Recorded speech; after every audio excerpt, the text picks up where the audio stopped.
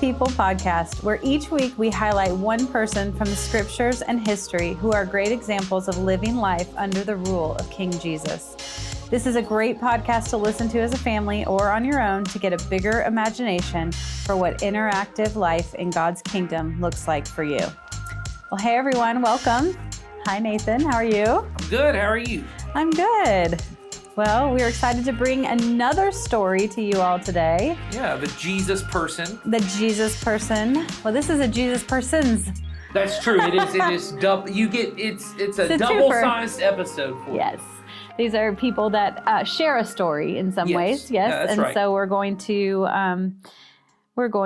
introduce you to them. Yeah, absolutely. And I think, part of the reason we decided to focus on these people in particular, these Jesus people, is a conversation I had with one of my daughters where she had asked me, how come when always we're reading stories out of the Bible or we hear about people who follow Jesus, they're never girls? True. That's what she said to me. I think they are girls or they're part of stories, but I think that the more prevalent, we're telling stories of men in the times, although we know that women played incredibly important roles within the Bible and in history. Well, what I told her was, I said, that's part of the nature of the time that the Bible was written, is that primarily it was men who were the ones who were kind of had the ability to make decisions and to make things happen for all different kinds of reasons.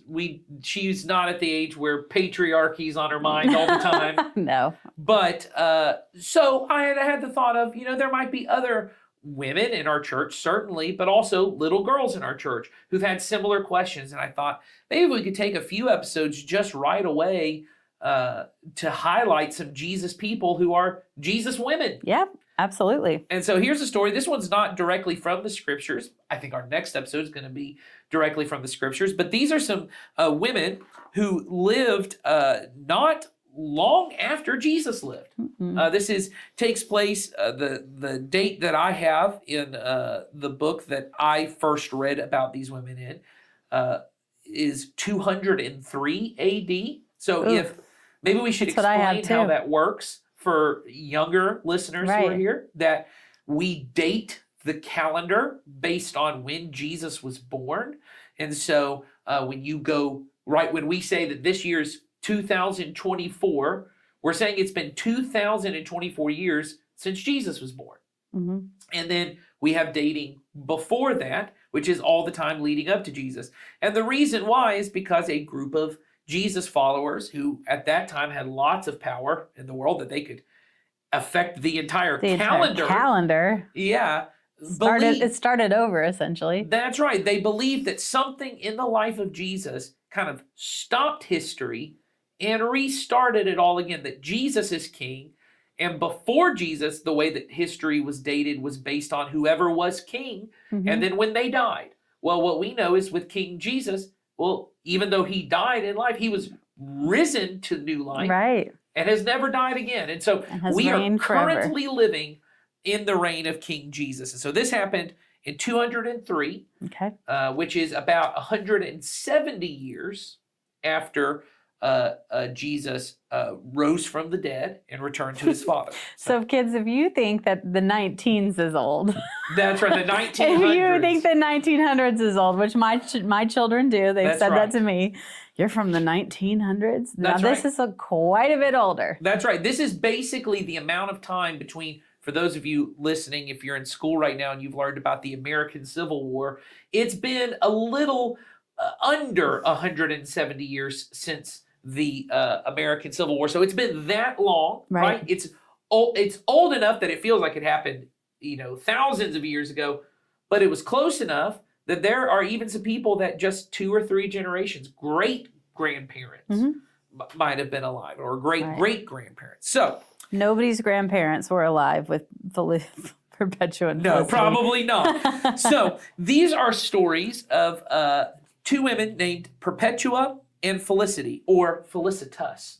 I like Felicity. You like Felicity better because you were a fan of the TV show in the late 1900s? I did like it, yes. And there's an American Girl doll, Felicity. Oh, is there? Yes. Were you an American Girl doll I fan? was on the very front Or the very front end, because they're one of the original ones' name was Molly, and my grandmother bought it for me in the books, but I was already kind of out of dolls at that time. Right. Okay. Well, Felicity, for all of you Gen Xers and millennials who now are listening to this with your kids, and your kids need to know the gospel of Felicity, was Carrie Russell, who had basically the entire show was based around a woman's hair. Yes. And she had wonderful hair, and then she cut it all off, and everyone was furious about it. Yes. Well, in a similar way, these women, everyone was furious at them because this is a time where Christians in the Roman Empire were being killed because of their allegiance to Jesus as king. That they believed Jesus is king, which meant that Caesar, who was the emperor of Rome, was not the ultimate authority. He was not the one who was truly king. He only had power and authority because of King Jesus. Well, this, of course, frustrated those who were in charge, and so they started taking Christians and they began persecuting them. They would sometimes imprison them, they would sometimes torture and beat them, and then sometimes they would kill them. Now, if you are a little older in school, you might have heard of the Colosseum. Yep. Which is where there would be these games, kind of like a monster truck rally or a wrestling event. But in this case, people are being killed. And usually the people who were killed were criminals or slaves at that time. They had slavery in the ancient Roman Empire. People that were deemed not worthy. Yeah, people who were considered less than human. People that they thought, well, you've had your shot. Right. You deserve to be killed. And so they would bring them in and they would have these very violent games where sometimes lions or tigers or bears, as the song goes. But also, very much true. These wild animals would come and you would watch people get murdered. Or you would have gladiators, soldiers that would come in and fight to the death with these defenseless. They would not give the criminals or the slaves weapons to defend themselves. Right. And it was brutal and it was terrible. And so in the 200s, they began taking Christians, people who had sworn allegiance to Jesus as king. And they said, we're going to put you in the Colosseum. And two of these people were these women's Perpetua and Felicity. So Molly, tell us a little bit about who these two women were as far as what we at least know. Well, we know that Perpetua was from a noble family. Right. And we know that her father wanted her to denounce her faith because he wanted her to be able to stay in her family position. And, and I believe she either had a child or was pregnant. They both had children or were pregnant at different times. Right. And she had a ton of pressure and a ton of worldly reasons to say, I don't believe in King Jesus. Right. But she stuck to it. Her child was taken from her. That's right. And she was put into prison. And then Felicity is a slave woman. Yes. Also a mother. But Felicity was also in prison with Perpetua, and they became great friends together. Which was a strange thing at the time for a woman, and we use the term noble woman, but it means a woman who had lots of wealth and a lot of power. She was a person who, she would probably own slaves. She would never be friends with a slave. But here she is calling Felicity her sister, and in fact, we know, as Molly said, Felicity is pregnant at the time. That she's been in prison. And some accounts even say that it's potential that Felicity was Perpetua's slave woman, or her, someone that cared for her, but we don't know for sure. Right. And so on the day when they're going to be killed, a lot of accounts from the time, because there's an account of this in what's called the Passion of Saints Perpetua and Felicity, which is an early kind of account, kind of this ancient document we have that the church used to remember and honor these women, says that Felicity, who was pregnant at the time, they prayed. The Christians who are in there, they began praying, God, let her give birth, because their fear was that Felicity would die and the baby would die with her. And so they just prayed and prayed. And then by miraculous accounts, the baby was born not long before and was able to be taken out and saved. Right. And then Felicity and Perpetua have to go into this Colosseum, and they, because of their faith in Jesus, are assigned to be killed. And it says that these soldiers came to kill them, and they held on to one another, which was this sign of great love for one another, that these women, once again, women who should not be friends, women who should not care, calling each other sister, and then looking to the crowd. And it says they would tell them that that the Christians who were there, they told them, hey, don't lose heart because of this. Don't stop your faith because of this.